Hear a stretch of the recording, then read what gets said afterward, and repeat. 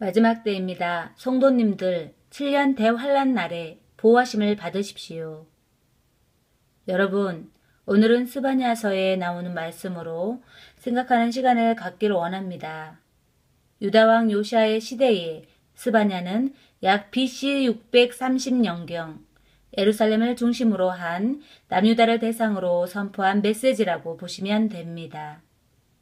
그때 당시 북이스라엘은 아수르 제국에 의해 멸망을 당한 지 100년 정도 지났다고 보시면 됩니다. 그러나 그 후에도 남유다 백성들은 하나님의 진리를 깨닫지 못하고 종교적으로 우상 숭배와 사회적으로는 부패와 타락으로 물이 들어 있을 때 하나님은 선지자 스바냐를 들어 타락한 남유다의 심판이 있음을 경고하게 하시고 또한 회개를 촉구하도록 한 성경의 역사의 한 부분을 가지고 현재 우리는 어떻게 이 문제를 대처해야 하는지 본서를 들어서 말씀을 나누고자 합니다. 또한 선지자 스바냐는 우상숭배를 일으킨 주변국까지 하나님의 심판이 임할 것을 선포함으로 하나님의 공의를 드러내는 본서라고도 보시면 이해가 될 것입니다. 먼저 스바냐 1장 2절, 4절로 6절까지 읽겠습니다. 여호와께서 가라사대 내가 지면에서 모든 것을 진멸하리라. 내가 유다와 예루살렘 모든 거민 위에 손을 펴서 바알에 남아있는 것을 그곳에서 멸절하며 그마림이란 이름과 및 제사장들을 아울러 멸절하며 무릇 지붕에서 하늘의 1월 성신에게 경배하는 자와 경배하며 여호와께 맹세하면서 밀감을 가르켜 맹세하는 자와 여호와를 배반하고 좇지 아니하는 자와 여호와를 찾지도 아니하며 구하지도 아니하는 자를 멸절하리라 라고 말씀하십니다. 여러분, 저는 현재 교회들에게 말씀드리려 합니다. WCC, NCCK에 속한 교단, 노예 교회들은 지금 무엇의 예배를 드리는 줄 아십니까?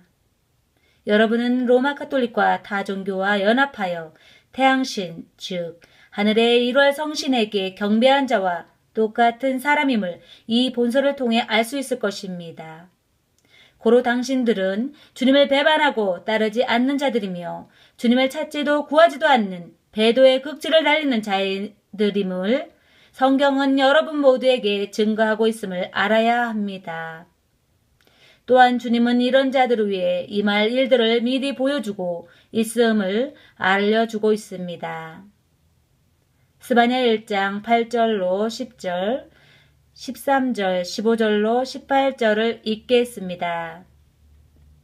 여호와의 희생의 날에 내가 방백들과 왕자들과 이방의 의복을 입은 자들을 벌할 것이며 그날의 문턱을 뛰어넘어서 강포와 게을로 자기 주인의 집에 채운 자들을 내가 벌하리라. 나 여호와가 말하노라. 그날의 어문에서는 곡성이, 제2구역에서는 부르짖는 소리가, 작은 산들에서는 무너지는 소리가 일어나리라.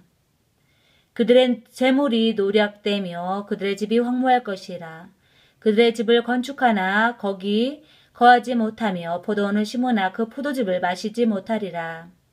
그날은 분노의 날이요 환난과 고통의 날이요 황무와 폐괴의 날이요 캄캄하고 어두운 날이요 구름과 흑암의 날이요 나팔을 불어 경고하며 견고한 성읍을 치며 높은 망대를 치는 날이로다. 내가 사람들에게 고난을 내려 소경같이 행하게 하리니 이는 그들이 여호와께 범죄했음이니라. 또 그들의 피는 흘리워서 티끌같이 되며 그들의 살은 분토같이 될지라. 그들의 은과 금이 여호와의 분노의 날에 능히 그들을 건지지 못할 것이며 이 온 땅이 여호와의 질투의 불에 삼키우리니 이는 여호와가 이 땅 모든 거민을 멸절하되 놀랍게 멸절할 것임이니라 라고 말씀하십니다. 여러분 아십니까? 요한계시록의 대환란 날에 주님의 7가지 나팔로 경고하시며 심판하실 것입니다. 곧 이 날이 우리에게 닥친다는 사실을 본서를 통해서 깨달아 깨어나시길 진심으로 바랍니다. 성경은 막연한 것이 아닙니다. 주님은 전에 일어난 이스라엘에 있었던 역사를 통해서도 우리를 알게 하십니다. 또한 아직까지도 선택한 이스라엘에 대한 애언이 아직 남아있음을 문자 그대로 아시길 바랍니다. 현재 이스라엘은 모든 선지서를 통해 아실 수 있듯이 하나님의 나라가 이 땅에 도래하길 바라고 있습니다. 이 사실만 여러분들이 아신다 하여도 성경이 어떻게 현재 시대에 비추어 얼만큼 이루어져 가고 있는지 아실 것입니다. 그러니 구약 성경 또한 흘러간 것이라며 막연하게 주님의 재림을 믿지 말고 현실에 얼만큼 가까웠는지 빛의 자녀들이 되어 거룩한 신부들이 되어 임박한 주님의 날과 임박한 심판의 날, 진노의 날, 대환난 날에를 기억하며 하루하루 깨어있는 신앙인이 되시길 간절히 바랍니다. 여러분, 이 사실을 알며 어떻게 여러분이 한번 구원 영원한 구원이라며 교만한 확신에 빠진 칼빈 교리를 옹호할 수 있겠습니까? 이 한 가지 그것도 가장 중요한 구원론의 누룩이 있다면 그 누룩이 여러분의 영혼을 위험하게 만들 수 있음을 알아야 합니다. 그러니 칼빈의 교리 구원론의 누룩은 첫 단추가 잘못된 것입니다. 그러니 더 이상 미련을 두지 마시고 그 누룩에서 그 죄악에서 속히 끊어내십시오. 성경은 말씀하십니다. 모든 악은 그 모양이라도 버리라 라고 말씀하십니다. 피하라 라고 말씀하십니다. 왜 그렇겠습니까? 그 악으로 여러분의 영혼을 파괴할 수 있기 때문입니다. 대단한 믿음이 있으신 분들은 왜 악을 피하냐 하며 나는 믿음이 있어. 악을 예수님의 이름으로 이길 수 있어 하는 분들은 자신 있으시면 끝까지 해보십시오. 하지만 주 예수님께서도 십자가에서 죽지 않으실 능력이 없었겠습니까? 성경은 말합니다. 마태복음 26장 53절입니다. 너는 내가 내 아버지께 구하여 지금 12영 더 되는 천사를 보내시게 할 수 없는 줄을 아느냐? 내가 만일 그렇게 하면 이런 일이 있으리라 한 성경이 어떻게 이루어지리요 하시더라 라고 말씀하십니다.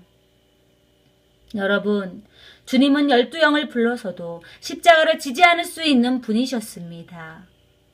하지만 주님은 우리의 제약된 영혼을 구원하시기 위해 또한 성경을 이루시기 위해 십자가에서 피를 흘려 죽으시고 부활하셨음을 기억하시길 진심으로 바랍니다.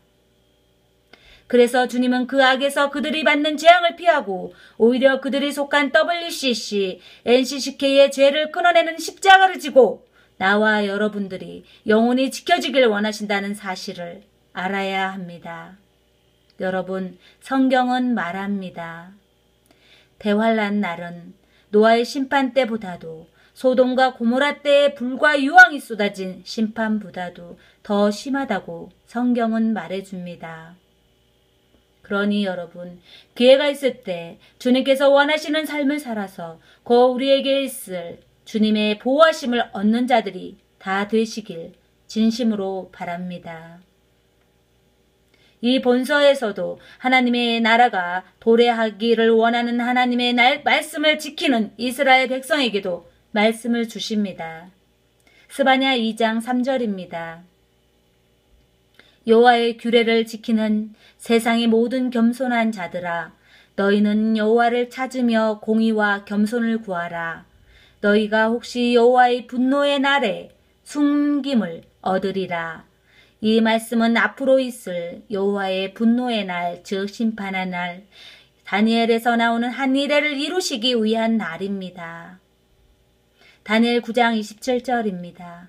그가 장차 많은 사람으로 더불어 한 이래를 굳게 정하겠고 그가 그 일의 절반의 제사와 예물을 금지할 것이며 또 잠포하며 미운 물건이 날개를 의지하여 설 것이며 또 이미 정한 종말까지 진노가 황폐케 하는 자들에게 쏟아지리라 하였느니라 라고 말씀하십니다.